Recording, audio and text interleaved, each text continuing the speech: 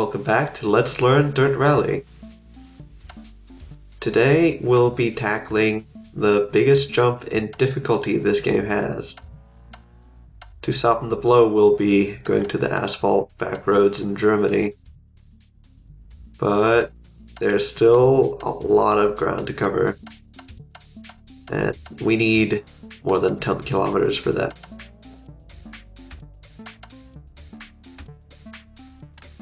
Say goodbye to the nicely slow 60s and say hello to the Lancia Stratos. It is completely different from the front-wheel drives you're used to, so get ready to forget every trick you learned while driving them. To be honest, I feel the Stratos comes up way too early in the campaign, and while the lessons you learn from it can be applied to any car in the game, there are cars in here that could be teaching those lessons better. Since we're here though, it is a whole lot of fun to drive. Even when I was still learning to handle this thing, it was easy to see why there's people who pick the Stratos as their favorite. No matter the road, you're never really in control, and the back end kicks out at the slightest provocation, keeping you on your toes the whole way through. The Ferrari Formula 1 engine just roaring at you the whole way through also helps. The first thing you want to learn about driving this car is to judge whether or not your car is stable. The Stratos is a narrow car, so you can easily put all of its weight on any two adjacent wheels. And this can become a problem even if you're careful. Is the camera directly behind you? Does the car steer easily at this very moment? Are you even close to coming out of a corner? If you floor the accelerator or brakes and the Stratos is still leaning all the way to the left or right, it's going to lose grip. This can mean you go into a drift and make it out okay with some clever maneuvering, but most of the time it just means you're spinning out. Carefully time your presses on the brake or accelerator until after the car has settled a bit, and you'll be shaving dozens of seconds off your time. Second, you're going to want to break a habit that in any other car would be good for you: releasing the accelerator while in a turn. Do it in any front or all-wheel drive car and you'll usually be just fine. Do it in the Stratos, however, and you'll get deadly lift-off oversteer. Since the car stops leaning on the back wheels, they just start doing whatever they want, usually dragging you off the road back first. You're going to have to make sure you're doing all your decelerating on the straights, and then once in the turn, keep the accelerator in whatever position keeps the back wheels from slowing down. This will also help keep your car stable, so if you do this right, you can start accelerating out of a corner sooner. Third, never touch the handbrake. The handbrake is not your friend anymore. If you really want to give yourself more oversteer, just accelerate and be very careful about it.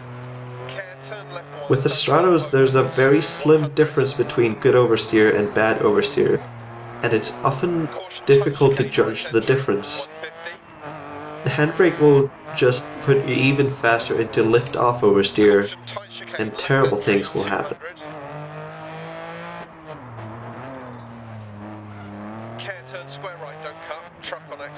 The Stratos is first and foremost a lesson in weight transfer. Slow down and it'll lean forward, speed up and it'll lean backwards. Turn either way and it'll lean in the opposite direction. These are all aspects of the car you can control, but the roads can have devastating effects on where your car's weight goes. Any precautions you took before around crests, dips, or jumps, you'll need to double down on them. If the Stratos rapidly loses grip while you're going too fast, it'll slide off the road. If the Stratos rapidly gains grip while you're going too fast, it'll manage to accelerate harder and then slide off the road. A crest will take your car's weight off all wheels. A bump will probably launch you into the air, and once you land, you might have 2 cars' worth of weight on all 4 wheels. A dip will do much the same, depending on just how fast you go into it. If any of these are anywhere close to a turn, that turn will immediately become much more dangerous. You might have to do all your turning in advance to throw your car's weight just right into the turn, because whatever steering you do in the turn proper might be altogether useless. Pay attention to the road's camber, whether it's tilted left or right. If the road is tilted into the turn, that is, the inside of the turn dips, you'll have a much easier time going through it at high speeds. The co-driver will also warn you of bad camber. That's when the road is tilted really badly out of the turn. The good news is that you can act around bad camber turns much the same as turns over crests. On that note, however, most rally cars will act nicely if you use dips that appear inside turns to go faster through them. I've mentioned this before, that's what cutting is, most of the time. Not so with the Stratos. If you're lucky, you'll go off balance and lose precious time trying to regain it. If you're not so lucky, you'll go way off balance, and then far off the road. So don't cut, ever. We're now going downwards, which means the Stratos has just become even more dangerous. Your main goal in every turn up to this point has been keeping at least half your car's weight on the back wheels. And since that job is now even harder, you'll have to slow down further before each turn. Again, it's a matter of taking a turn slow or failing the turn and wasting 20 seconds. The Stratos takes a lot of time to learn, but I hope you won't let it stop you from enjoying the rest of this wonderful game.